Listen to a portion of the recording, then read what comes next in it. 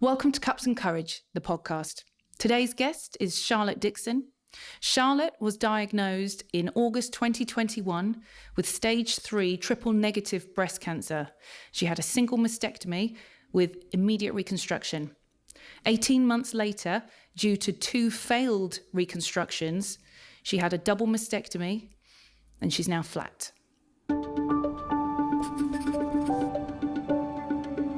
Cups and Courage, the podcast.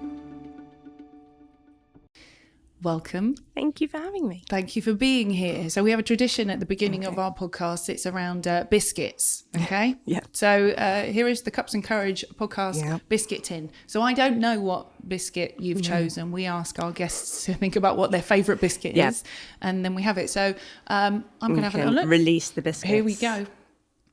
I can't even guess what yours is. It's a bourbon. Yes. Would you like a bourbon? I would like. Tell me why bourbon is your favourite biscuit. It's quite like me. It's very basic, but it's quite effective. Simple. It's simple, but it does get the job done. And often they have them in hospital. So I spend a lot of my time in hospital, either working or as a patient. So you can rely on a bourbon. You know that, even if it's the worst day, you're crying in a cupboard because of something that's happened at work, or you're crying in a cupboard because you've been diagnosed with breast cancer, there will be a bourbon within about 10 foot of you at any given time. It's like the rats of the NHS. Oh, I love all of that rationale. Thank you for sharing that. That's brilliant. And just to bring that to life, you work within the hospital setting as well. Yes. Right. So you're a nurse and also a midwife. Yes. Okay. Yeah. How many bourbons do you get through on a week-to-week basis, basically? Well, they come in packs of 3, so that helps limit the damage. Yeah.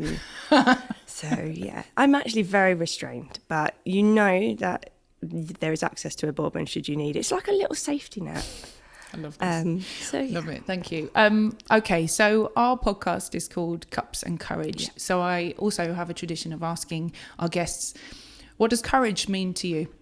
I think for me, it's just keep moving forwards. Whatever sort of adversity comes our way, however bottom of the barrel you feel, to be able to you don't have to climb back out of that hole, but just to be able to start standing up. Sometimes that's courage enough. You can't be brave without having been scared first. Oh, that's good. You don't know bravery unless you know fear, right? Yeah. So it's very cyclical. But yeah, I think, and that again, it goes in turn with sort of moving forwards.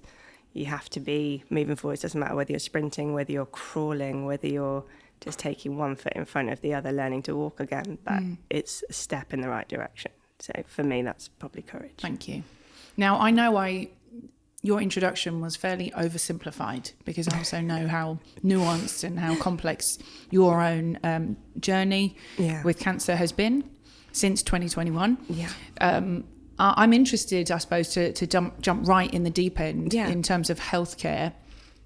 You obviously, you initially reconstructed that single side. I'm interested about those choices. Was that something that was given as an option, or how did you get to that? Yeah, it was. I mean, I was diagnosed with triple negative breast cancer, which is obviously people not in the breast cancer community maybe don't know. There's lots of different subtypes of breast cancer. I'm medical, and I still didn't fully understand how many different types there were, and that actually all of the different types have a best sort of targeted treatment.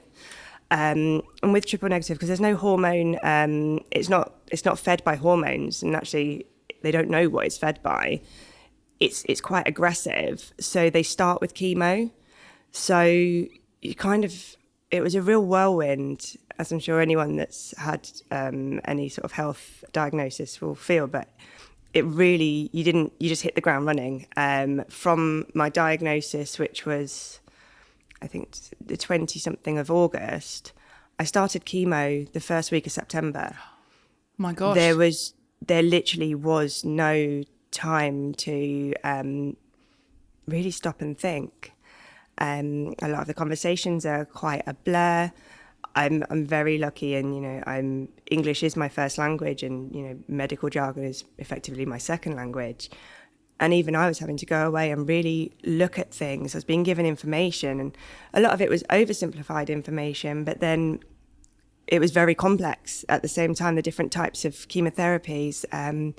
So I had 4 different types of chemo, and they call it dose-dense chemo because they just hit you with them hard and quickly. And especially because of my age, I was 32 when I was diagnosed. It was already in my lymph nodes. I was then having to have staging scans to find out if actually had it spread further than what we were already aware of. I was 32. They had a very brief chat with me about fertility preservation. And you say, oh, you've got the option for fertility preservation. I was very lucky. I already had a son. Realistically, I think our family was complete. But until someone says the option might be taken away, you don't really think about it. So I'm very lucky in the fact that I work within the maternity service at that hospital that I was diagnosed at. So I was able to have a telephone conversation with the consultant obstetrician that normally speaks to the oncology patients, but I was able to have a quicker chat with him about what my options were if I wanted to go down a fertility preservation. I had this long, convoluted, but very honest conversation with him, and we said, actually, you know what, I think I'd like to still have the option in the future. And I went back to my oncologist. She went, we don't have time for that. Wow. I was like, oh, okay. Okay. And I had been really on the fence about it. And it was kind of I think I'll do it because I don't want to regret not doing it. And then as soon as she went, I want to start chemo straight away, I really don't advise. It wasn't, you can't, but she went, I really don't advise that you do this with how aggressive your cancer is. I would prefer to start chemotherapy ASAP. Right. So I was like, no brainer. Okay. Why would I delay treatment for a child that probably won't exist in the future if I'm certainly not there to exist in the future? Yeah, okay. But it was a weird one because she said, oh yeah, we'll arrange this telephone call for you. And then was like, I don't care really because I don't believe we've got time for it. So it's a bit pointless, or like a tick box. Yeah, that's how it sounds. Yeah, have we discussed fertility? Tick. Okay, on to the next thing. So it did feel a little bit like, oh, we'll give you the choices. I don't like that choice, so I'm going to heavily advise you. Yeah. And that was coming from the right place. That wasn't selfish on her part. That was her probably being honest with me, which I'm glad that she was. She could have been honest beforehand, though. A little bit, yeah. It would have saved me a really awkward conversation with a bloke that I work with frequently. Right, yeah. And I was having this conversation. He was so lovely. And I just remember at the end of the phone call going, well, I'll see you around, Tom, and next time I'll have the same hairstyle as you. Yeah. And I was like, I don't really know him well enough to have said that. I do know him well enough, but I know. Do I call him bald normally? I don't know. Okay, so speed me on. So you finished brutal chemo, yeah, and you wanted risk-reducing mastectomy on the non-cancerous side. Yeah. So you wanted that. I really advocated for it. Yeah. I was told categorically by my nurse specialist that they don't do it. They do not remove healthy breasts. So let me double back. So at this point, you've got a large tumour on one side. Okay, so they're happy to do a single mastectomy with whatever comes on that. But actually, you've got, so we know at this point, potentially healthy tissue, but because they won't remove healthy tissue, even from a risk-reducing perspective, they're saying no. Yeah, unless you've got a genetic mutation that puts you at an increased risk of a second breast cancer, their policy is that they will not do a risk-reducing. They refer to it as a cosmetic procedure, right? Which gets my back up a little bit because it's not like I just bowled into an oncologist's office with no cancer saying, can you give me new boobs? I didn't ask for the cancer in the first place. So to feel like my options were being taken away from me, they were really good with giving me information about what my options were within their remit. So because the size of my tumour originally, I was told that a lumpectomy was an unwise decision because it was in the lower quadrant, so it was the lower bit of the breast. it wasn't really suitable for a lumpectomy, and because of the size of the tumour, they were recommending a mastectomy pretty much from the get-go.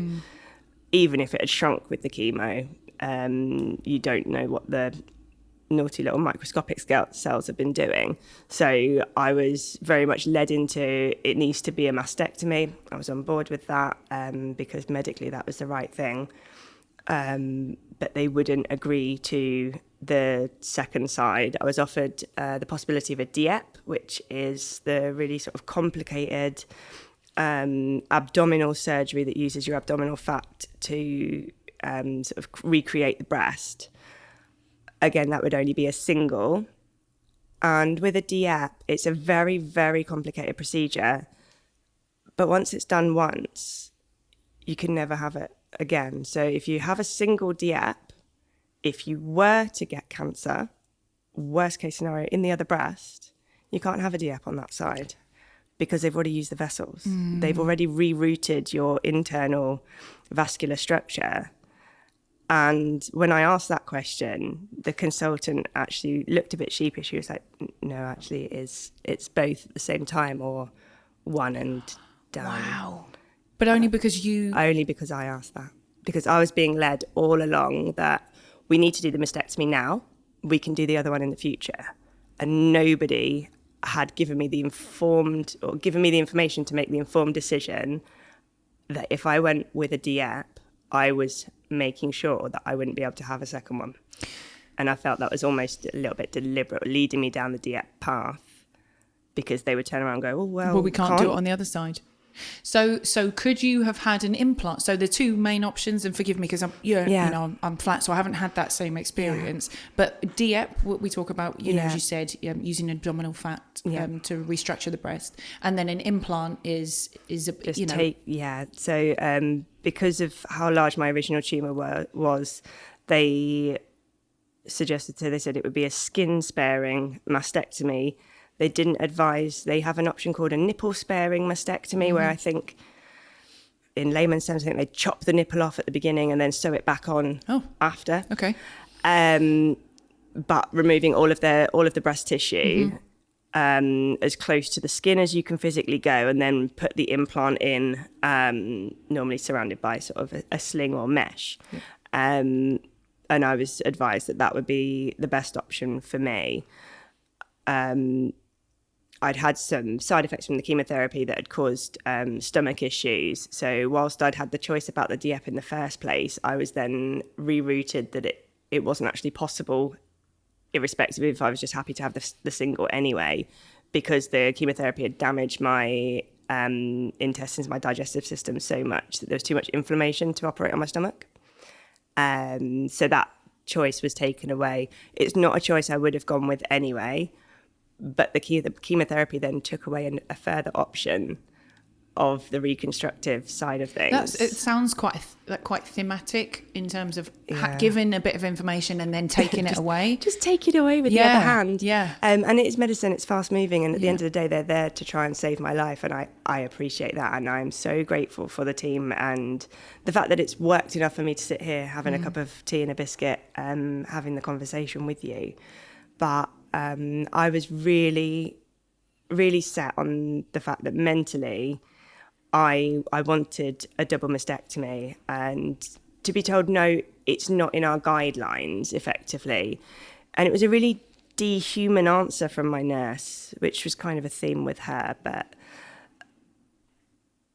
I really explained the reasons why I wanted it.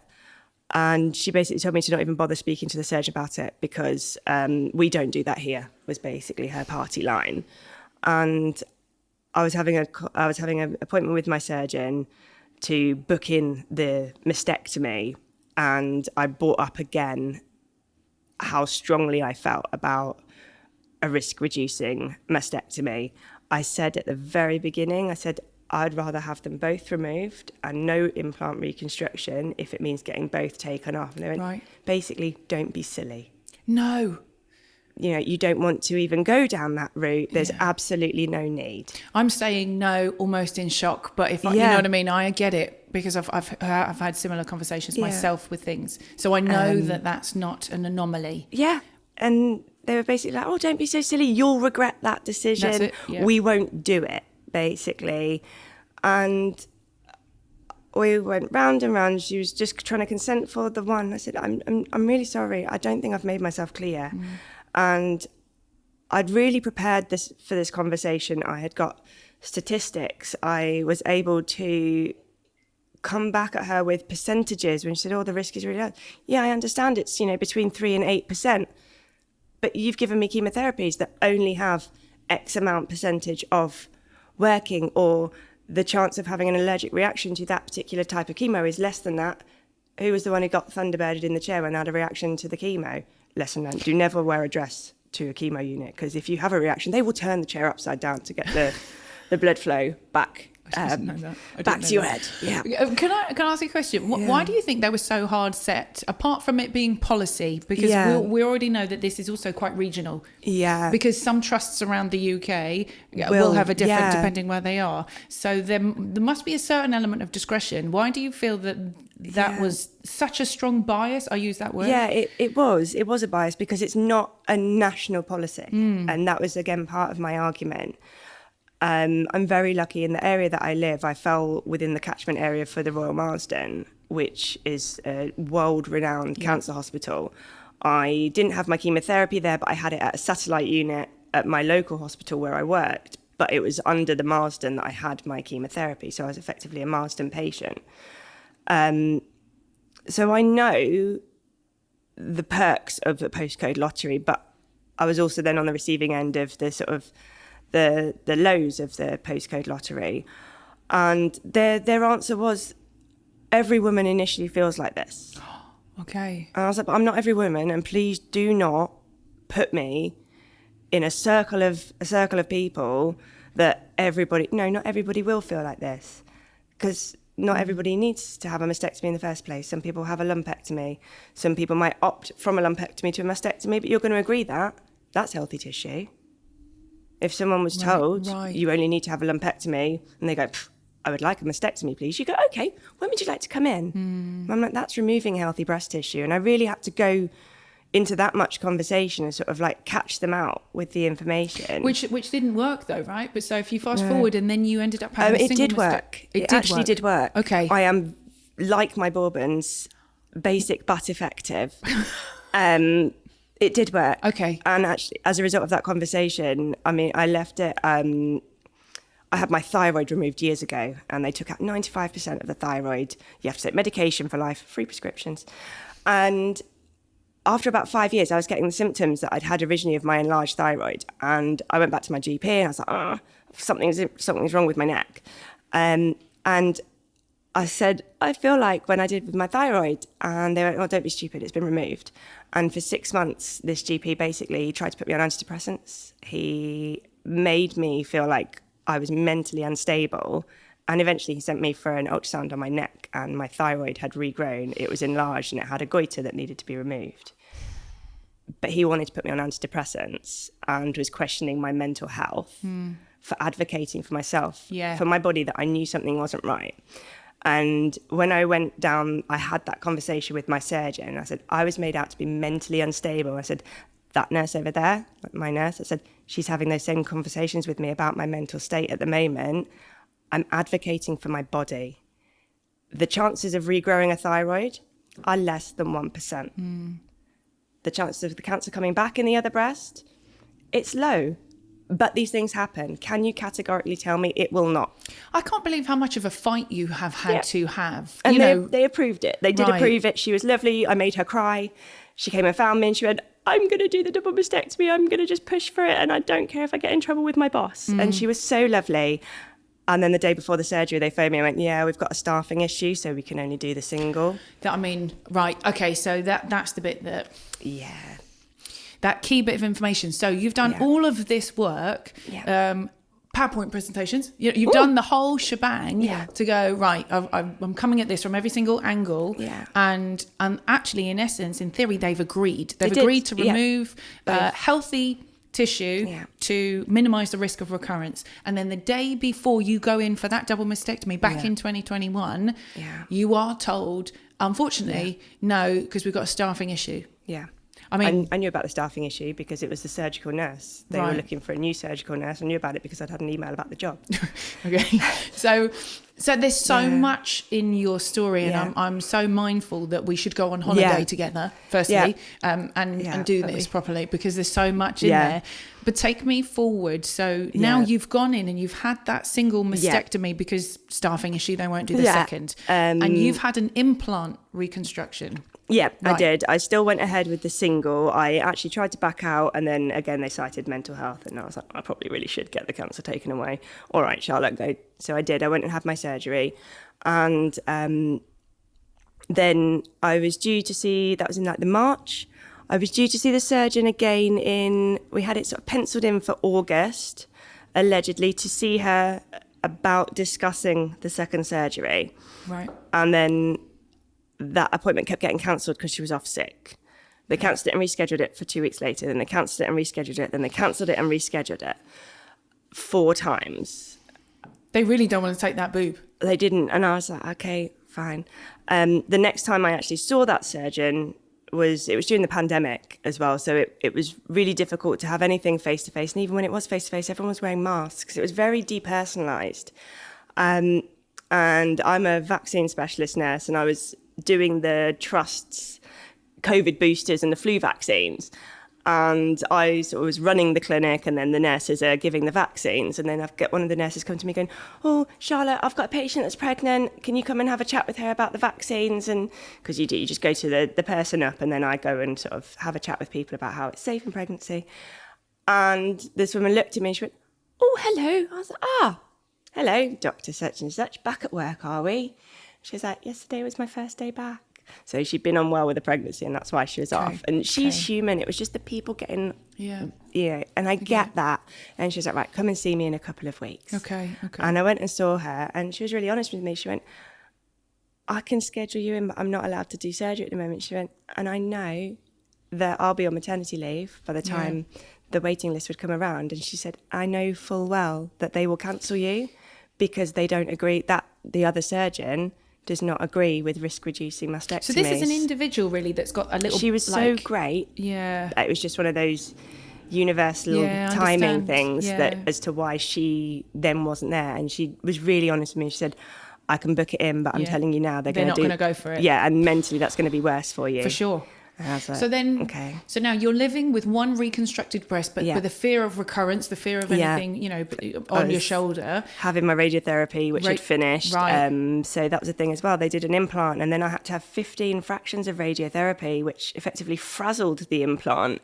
It fried all of the tissue around it. So the implant that I wasn't that keen on in the first place was then really painful. The skin around it was really dimpled. I couldn't lift my arm above sort of shoulder height. So I was really restricted in my movement. I couldn't do the job that I love. I couldn't work as a nurse. I could work as a nurse, but I couldn't work as a midwife because my mobility was so restricted. And it was just another thing that I felt had been sort of taken away.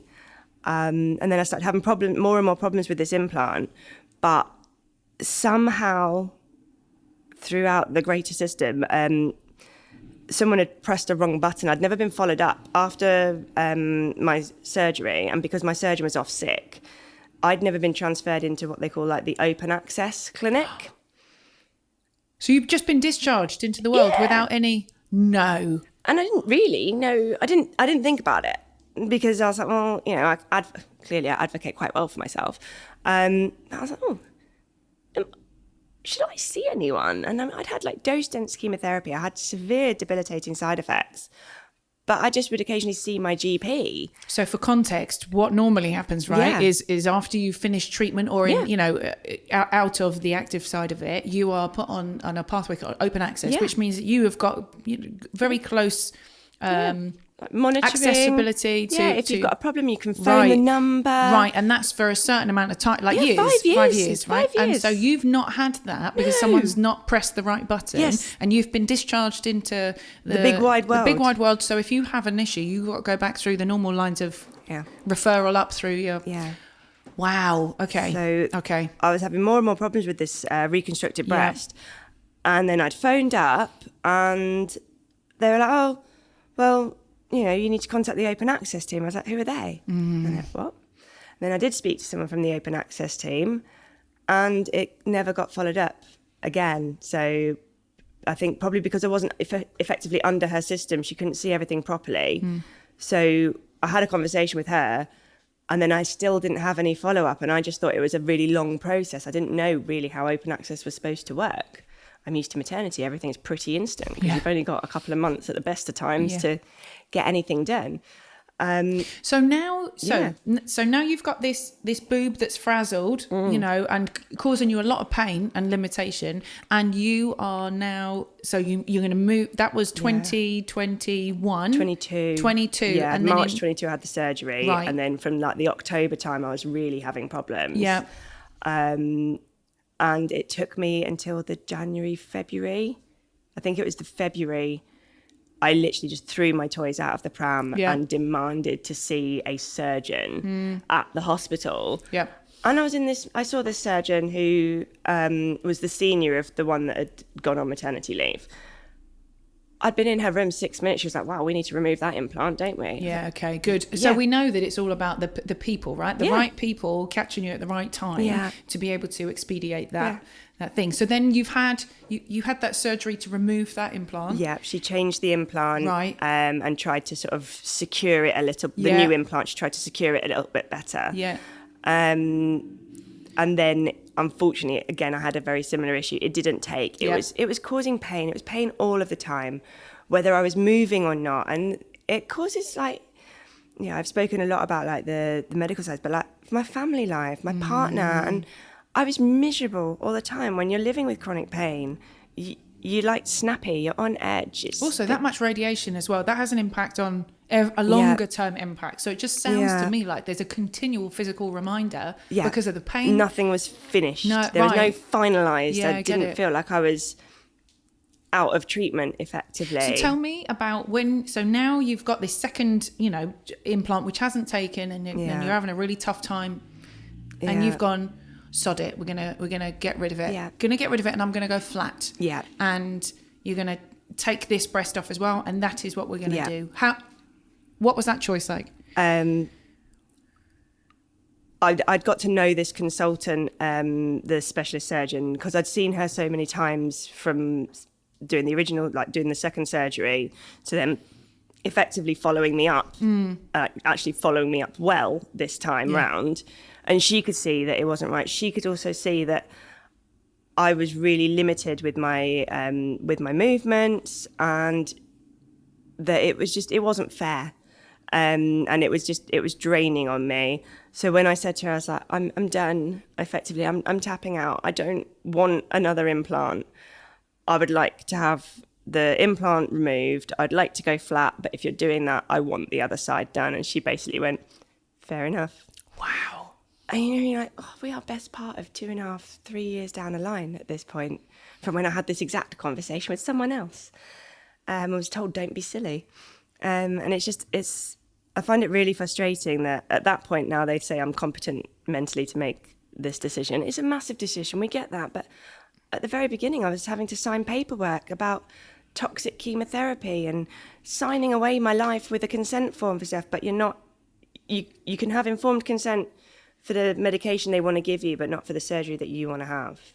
Do you think it's a lack of information and medical professionals not looking outside of their box of speciality? So actually, if somebody comes and says, I want to do this, and if that's not their area of expertise and they don't have enough information, do they close? Do you think they close the door? Or I think a lot of it is that the specialists, I don't think they have enough training on like trauma-informed care, and this is a massive thing in medicine now. And it's using people's like lived experiences, and they are getting better at taking patients' experiences and what can we do? Why did that happen? Why do they feel like that? And what can we do about it? And it's about, don't put me in a box. Treat me as an individual. They'll treat me as an individual when it suits them because they can speed through some of the jargon, but not when, then when it goes to, I make a decision that they consider to be unwise, then I'm back to being the patient again. And it's just, don't you worry, we know what we're doing. Would you have done Yeah. And I suppose knowing what you know now is a huge amount, right? And you've been through a phenomenal amount for a human. Would you have done anything different throughout that journey to get to where you are now? I think because it sounds so simple on paper, it's not very nice, but it was quite simple. It was just for me, the worst thing was being promised things that were then taken away, whether it was that follow-up appointment that got cancelled 4 times, and then when they cancelled it the last time, actually I didn't see her again. It's really, all of the things that happen to me are really rare. They are like little tiny errors, like not being referred to the open access, but they have a massive knock-on effect. And if I'd been under the open access, I wouldn't have actually had all the trouble that I'd had, because someone would have seen me in person and gone, oh, that's not right, we need to get you seen. Right. And that would have happened 2 weeks down the line, not 2 years down the line. So it's all the little things, because nobody stepped back and just had like a bit of a helicopter view over my treatment. Yeah. If you just step back and look at the whole picture, rather than trying to, like, you know, sticking your finger in a leak effectively, or putting a plaster on a leaking bathtub, the water's going to come out somewhere else. And they're so busy trying to put little tiny plasters that if someone had just pulled the plug at the beginning, you'd never flood. Yeah. On reflection, you know, I've asked you, would you have done something different? But actually, I don't know, you know, I don't because feel you did done, everything, like, and it, you know, rare as it may be, but all of those actions, you know, one of those things, advocating for yourself in a difficult situation would be enough, but you've had to literally shout from the rooftops and not be heard. Yeah. So, I mean, what I would probably do differently, I can't do anything differently for me, but I am a huge patient advocate now. And I go out of my way to, well, not out of my way when people come to me, but I really help people now advocate for themselves and to get a second opinion. You're entitled to a second opinion under the NHS. People think they're not. Yeah, you're but right. You are. But also you have this cultural thing about going, I'm so grateful for what they're doing. Thank you. Yeah. You know, and then that means you go, well, should I? Maybe I shouldn't, because I don't want to. It's really difficult. And I'm a really big believer in being proactive.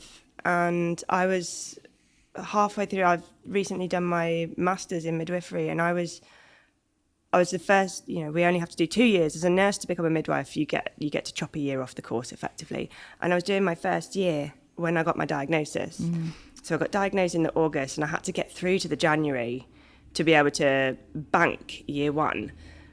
And I started chemo in the September, and I worked all the way through to the February whilst having my chemo, height of the pandemic, delivering babies with more hair than me, because I'm just very stubborn. But during that time, I did a lot of awareness stuff about knowing you're normal, and really shouting from the rooftops, if something doesn't feel right, don't be fobbed off. And that's how I came across like the charity like Copperfield. Someone said, have you read this book? And I read the Chris Halenga book, and I was like, she is so right. And her whole ethos was like, do not be fobbed off. Do not let yourself, or do not let anyone you know be fobbed off by a doctor, because they do make mistakes. It's so easy to say that, and can be quite challenging to actually put that into action. You know, because it's really especially hard. At a point where your world's on a knife edge. Yeah. You know, to come up with that courage and go, hang on a minute, there's something in me that knows that I need to stand and fight. And I can do it for other people. Yeah. And I can come across and seem really eloquent and make these sort of speeches to these doctors. And I go home and I can't even look at myself in a mirror. I hate my body so much, and I put on a lot of weight during my chemotherapy. I put on nearly 3 stone, and I was quite a petite person pre-chemo. And I didn't even recognise myself. I was so swollen from the steroids, but I was just so focused on like making sure that they weren't going to fob me off and then fob anyone else off as well. I think it was probably a bit of a like defensive mechanism, really, like a coping mechanism. And outwardly, I would have looked really, really strong. And inwardly, like I was just like a shadow of my former self, like my poor partner and my kids. Like, and again, I seemed really strong from the outside, and my kids never really knew how how bad it was. It was just that mummy looks a bit poorly sometimes, but I was still going off to work and doing night shifts. Yeah. I had few and far between conversations with my clinical nurse specialist, but one of them was where she told me off because I went to the chemo unit first thing in the morning, but I'd come from a night shift. So I'd literally finished in one unit and just walked across the hospital, got myself a coffee on the way. And sat in the chemo chair. Sat in the chemo chair. I was like, mate, they're going to give me the IV medication that makes me really sleepy anyway. I'm going to have a great nap. I need to still be paying my bills. What I'm hearing is this... told me off in front of all the patients. Oh, really? You should be looking after yourself better. I was like, I need to work. But it goes back to that forward. Yeah. You said around courage, and that forward action. Yeah. Just keep going, right? Yeah. And as soon as you stop, in my head, I was like, as soon as I stop and admit that I'm ill, that's when I'll get ill. Right. So I'm quite stubborn and just was like, no, I'm just going to keep going. Would you have done that? Okay, so that approach to, because you can hear what that sounds like, right? Because if I was saying that to you as a fellow, you'd go, oh, babe, that's quite a lot. Do you really need to be working all night? Are you all right? So you know that cognitively, right? So, and I'm the first person to say, I really think you should be looking after yourself better. But when it comes to myself, it's just... But do you think you would have done the same thing now? Like, if it was now, knowing what... Knowing me, yeah, probably. Really? Probably. Yeah. But different people cope with things in different ways. And it was a really difficult time being diagnosed in sort of like 2021. It wasn't probably as bad as 2020 with the real height of the pandemic, but there was no face-to-face support available. So there was no peer support, no counselling. The only counselling that could be offered was a telephone or a video one, which I'd have to do from home, and I wasn't comfortable doing that. I didn't want my children, I live in a really small 2 up, 2 down. I didn't want my partner or my children overhearing these sort of effectively intrusive thoughts, and it was really raw. So I didn't fully bottle it up, but I just carried on as normal. I was still trying to play netball, and it sounds like those are your coping mechanisms, right? To keep moving, to keep doing, to keep pushing raise through. The awareness. I did a post about sort of getting to know your normal and checking yourself and being more confident in checking yourselves. I'd never checked my breasts. I didn't know anything about it, which is terrible working in healthcare. And I'd done a post, I think it was Halloween sort of time, I was holding some pumpkins, and one of the netball leagues that I play in shared that post, and as a direct result of that post being shared, 3 people found cancer and got treated, and they're all fine. Fine, but we don't know the impact so early. Yeah, we don't huge. know. Yeah, that really spurred me on to be like, actually, you know what, like, better days are going to come, and all I need to do is just keep going, one foot in front of the other, even if the feet hurt. Just keep going, and that's pretty much how I ended up. So I would like to ask you, as somebody who has reconstructed and also lives as someone who's flat as well now, the relationship you have with your body now, what is that like? I'm so much happier now. I'm so happy flat, and I don't know whether it's sort of the trauma that I associate with the implants and the sort of journey that it took to get here, whether going flat was effectively maybe closure for me and therefore I can accept it. But I remember distinctly saying at the beginning, and it wouldn't have bothered me. I wanted the cancer gone and never asked for cancer in the first place. I had no affinity to my boobs. They've effectively tried to kill me. I didn't want them. I'm not vain. I wasn't bothered about reconstruction in the first place. And I'm so much happier now that I'm flat. Don't get me wrong, there are days that, I still dislike parts of my body. Who doesn't? I've got scars, and it's a bit painful, and I've got losses of sensation, but nowhere near the level of pain that I had with the implants. And I feel more like me again. Okay. Unfortunately, I was after my surgery where I had the double mastectomy. I was actually very, very unwell, and I lost a lot of weight in a very short space of time, to the point that all like the red flags for cancer were sort of being raised. I lost like 3 stone in the space of like a month and a half. I was so severely unwell. I got re-referred back to the Marsden. I've had so many investigations, and it's all down to chemo damage. And so that actually, because that happened so quickly after the surgery, and the surgery was probably a bit of a catalyst for it. My body was already really struggling. And then to have had this big surgery, the general anaesthetic, 6 months after the last general anaesthetic, it kind of probably fast forwarded what was already happening. So I was very, very unwell during the time that I should have actually just been healing from the surgery. They weren't linked as such, but it was probably a catalyst. And actually, where I've lost all that weight, I'm actually back to almost where I was before cancer. So I feel more like me now than I did do 2 years ago, which is insane. When you think about like the journey that I've sort of gone through, I feel far more like me, and I'm so much happier in my decisions. Sometimes you go to pick out an outfit and you go, I've got no boobs, I can't wear that anymore. Or, is this too low cut? Whereas before you had cleavage there, and now I'm like, I've got a bit of a scar on show now. And my partner keeps going, what about these tattoos? I've seen this amazing woman. She's had a double mastectomy, and she's just had this massive tattoo. And I'm just not bothered. I'm covered in tattoos elsewhere. And ironically, I had my nipples tattooed pre-cancer. Who thought so many people would see my boobs? And every time I had to have an examination, they went, you're the girl with the heart-shaped boobs. Yes, that is me.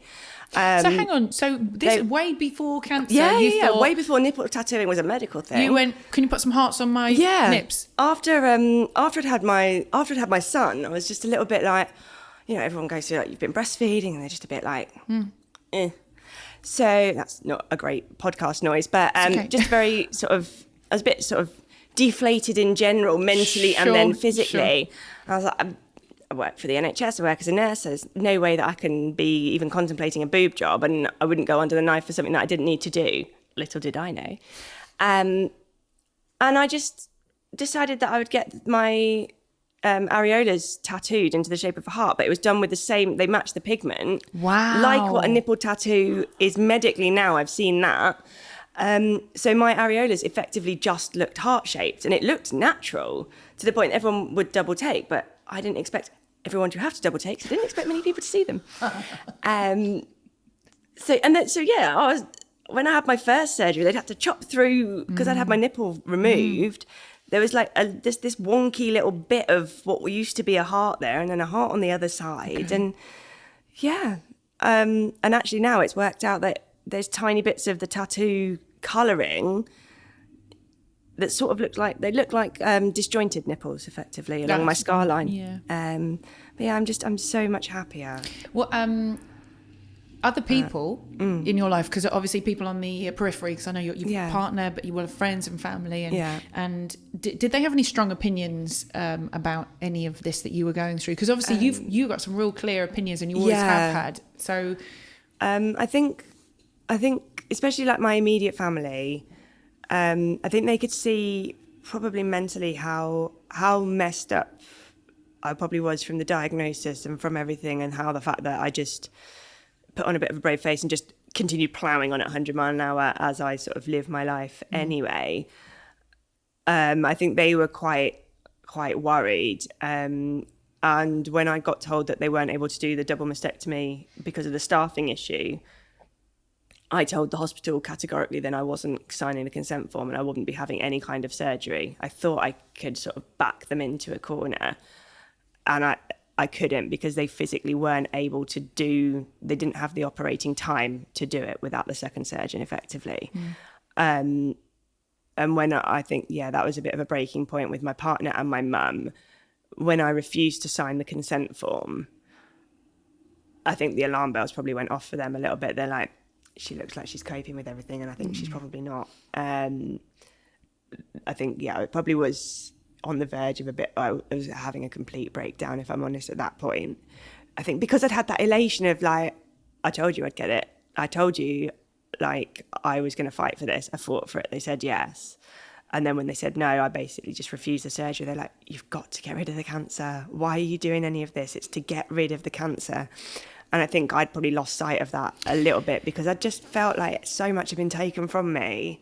I was just trying to cling on to decisions that I was making because it's all taken away. Yeah, and it sounds like a really abusive relationship where you're being gaslit every you know, yes you can, no you can't, well you might be able, no you can't, you know, and come back tomorrow, we'll see. Back, right. Oh, that's still a no. Maybe next week, but that takes its toll. I know we're making light of it. It really did, yeah. But actually to manage that internal hope, disappointment, crash continually and still have cancer in your, you know what I mean? And like that, it's a lot. And I think that's really what it was, and it completely took its toll on me. And I was in a really low point. Like when I had my first surgery, this should have been like, yay, the cancer's gone. And like my surgeon, she knew how bad I felt, but she was really trying to be positive. She was like, the cancer's gone. And then I had the appointment a couple of weeks after that surgery, and she told me that I'd had a complete response to the chemo. That was supposed to be like the best news. And with triple negative, it is the very best news. And I was so low. And she actually spoke to my partner afterwards, unbeknown to me. I think that's how it is. I'm basically to say like I'm concerned. Right. I wasn't making eye contact with her. I'm normally quite a chatty person. I've got a really dark sense of humour. And it was just all gone. I wasn't really myself at that point. And then that started to come back. I went to a breast cancer now, like a younger women's thing. Must have been beginning of 22, because it was the pilot scheme of can we effectively open up face-to-face things for the cancer community. We're all pretty compromised, and there's been a global pandemic. So they did one in London. It was quite a small event. To see if it was feasible to start doing them again. And it was the first time that I'd had any like face-to-face connection with anybody that had gone through anything like me. You go to the chemo unit and I was like the youngest person by about 40 years every time. And everyone was wearing masks. There was no peer support whatsoever. There's a lot of isolation. There's a lot of isolation. Right. Huge. What would you tell someone who was at the start of their journey? Yeah, you know, to use the support. Use the support. There are amazing charities out there, amazing organisations out there. You just have to be really brave to reach out. Like, I mean, when I went to the Younger Women's one, I walked away from it 3 times. Okay. I'd gone down. I got the train to London. I went to go in. I thought, I don't want to do this. Right. I don't want to go and sit and share my woes with everyone or sit there and be depressed with everybody else.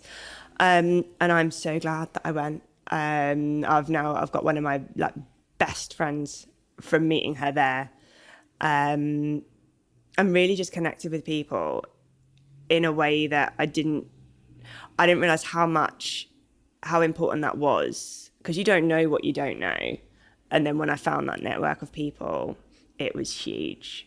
And then I've done a Copperfield trek where me and a large group of women went and climbed Mont Blanc. And it was just like a life-changing experience. And I don't say that lightly, but like cancer is a really rubbish club to ever have to join, but it is filled with like amazing people. And I'm very much always been a bit of a glass half full person. And cancer sort of like knocked that out of me for a little while. But now I'm like, you know what? I really dislike the saying that everything happens for a reason, because there is no reason to get a diagnosis of 32. Sure. There's no reason that I should have lost friends that were younger than me to the same disease. I don't think everything does happen for a reason, but I do think that you can make something good out of most bad experiences. And that probably, again, is a bit like the courage. It is a cycle. Yes, something terrible has happened.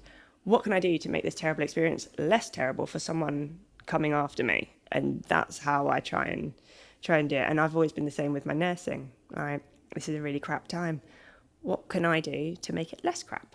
Yeah. Whether it's brush your hair, whether it's, just have a cup of tea, sit and hold your hand. tell you, actually, this is really crap, and it's okay for it to be really crap. And that's the biggest thing. Is I wish you asked me if I would have done anything differently, and in hindsight, I would have asked for a different nurse specialist, because there are some amazing clinical nurse specialists out there. And now that I've spoken to more and more people, they're like, oh my God, I love my nurse, she's amazing. I was like, I called mine Chocolate Teapot. That's literally what we called her. She was, not only was she ineffective, she was actually obstructive. And I didn't think to ask for a different one. And I could have done. Yeah, we didn't know at the time. I didn't know. We do what we can with what we got at the time. And you were dealing with big things. So, and I really debated whether, do I go back and finish my midwifery, or do I just retrain and maybe go into like the oncology side? Or not, I wouldn't have to retrain. I could just work in that area. And would it be too close to home? And I was like, I really did consider becoming a clinical nurse specialist, because I would really like to be able to make those lived experiences better for someone else. And I am able to be objective, but then I just thought, I don't really want to surround myself with the team that failed me. Okay. It's not what I thought you were going to say, but No, I get it. Yeah, it wouldn't even be, I could live around the cancer world 24/7, and actually anyone who has lived it, you pretty much, you're there anyway.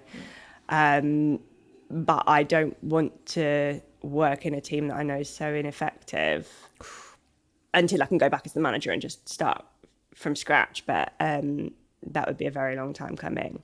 So I went back in September, just gone, to finish that final year of my master's. I had to put it on hold for so long while I had all my treatment and my surgeries.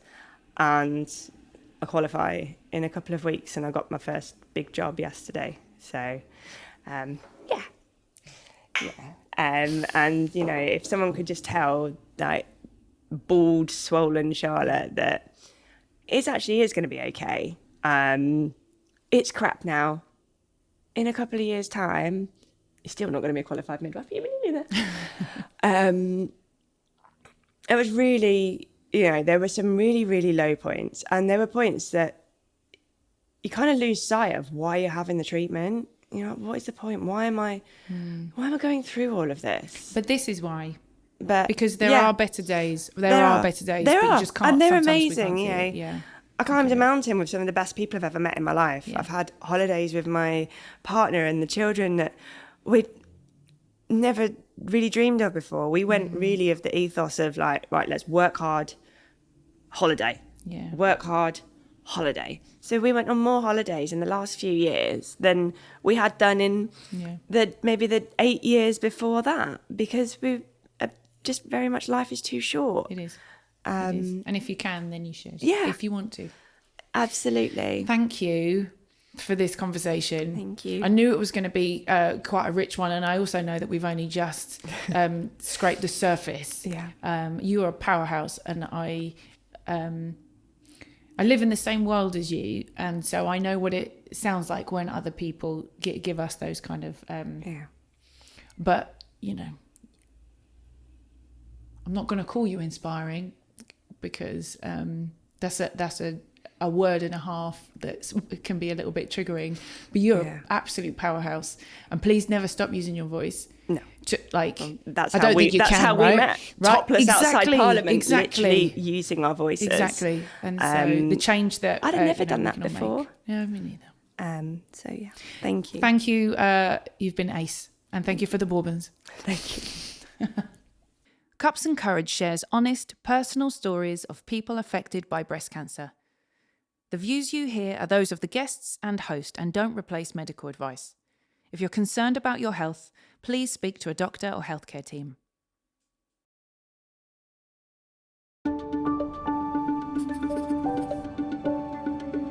Cups and Courage, the podcast.